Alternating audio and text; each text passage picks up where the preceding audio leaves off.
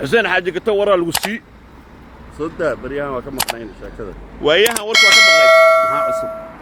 وها عصب أقول شيء هي أي ما الإسلام أرتب عشوا بيش عالم اللي سوفر الجريو أرنتوا ولا شيء مدحوين حس يغلط سعودية بدن بصارنا عارض كعلاس بدن بصارنا تواتها لكن أرن بانك على هالليا أيه نيجي عبد الرحمن عبد الشكور سد ورقته عبد الرحمن إنه هو أركا أو ما ركتي سياسي أو وحيقان أو أقل ما حكمك لكن تاجريال أن ودن تلكيسة وحنا أن بحن الله ما يقان سمارة الله فنكره أرتا شيء أقول شيء waxa habargii ka qabdana ku fahamsiina maanta dadka qabiiladu doqonkooda ay amaanaan annagana geesigeena iyo fridkeena ayna mid doqora qabiiladu waxay rabaan doqon iyagu ay wataan inay kugu qasbaan inaad la amaanto ninkaaga fiir Cabdiraxmaan Cabdishakuur hal madaxweyne u leekow hal madaxweyne ma leeh okay wasiir waa diiday سفير واديني لاف واديني سبيشال انفو واديني wax kasta waadiiday wuxuu yiri aniga madaxweynaha rabaa ma waxay anaga aan raadinaysa ay madaxweynima soo wargirto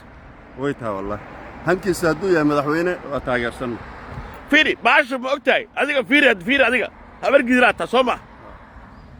doqon oo nin kale ka soo qabiil kale ah yaa rabtaa inaad leefto oo qabiilkiisa amaanto oo left over iska qaato fiiri doqon ay qabiilkiisa amaanayaan aad wax ka amaanaya waa fiican yahay saa yaa ku dirsan shaqaas geesigaaga amaan mid adigu ku geesi ah oo nimankii la weeraray gacan laga xajabshay la xabadeeyay weligii aan isbedelna ku joogo asaga noo hormuuda dhacdiga ganacsatada culamaa diinka dhalinyarada shacabka inay taageeraan ninka han buu leeyahay nin kale oo habargidin oo dhahay madaxweynaha rabaa ma quusan Cabdiraxmaan Cabdishakuur ma qajaab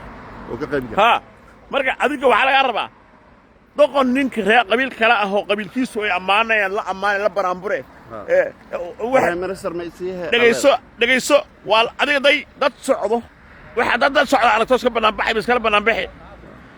arba adigu banaan bixi kasta goorideeda hawsha wada kartaa ninkan waxa laga rabaa inaad adigu u heliso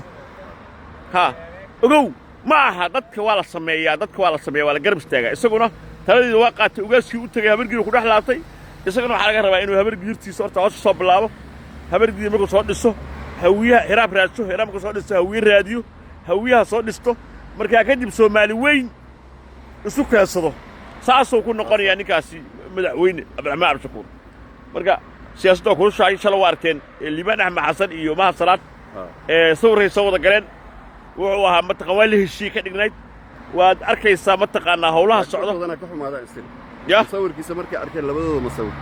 dad badana si kale wax u fasirtay oo ka xumaada saasa u malayna dad badana wax soo qoraya arkay oo leh adoo ala xal madaxweyne xasan ku adkaysay inuu Liibaan musharax galmudug ku adkaysto صح ma faham farsamada ku jirta ay tahay Liibaan inuu ka dhigo ina ka hadlana ma rabo salaamu calaykum waraxmatullaahi wabarakaatu سردون تي في كل الرادة ريبوست لها شير قرية شير ريبوست فلو انت وصل معي عوانك